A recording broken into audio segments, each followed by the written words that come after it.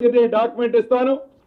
ఇది మీ ప్రభుత్వంలో ముటేషన్ చేస్తే, ఇది మీ ప్రభుత్వంలో రిజిస్ట్రేషన్ జరిగితే ఇప్పుడు ఈ ప్రభుత్వానికి ఏమిటి సంబంధం?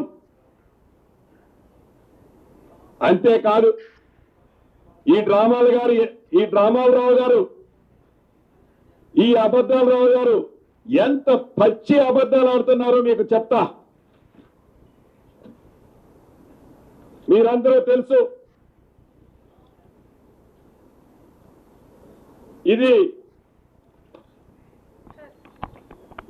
10/2/2021 గూగుల్ మ్యాప్.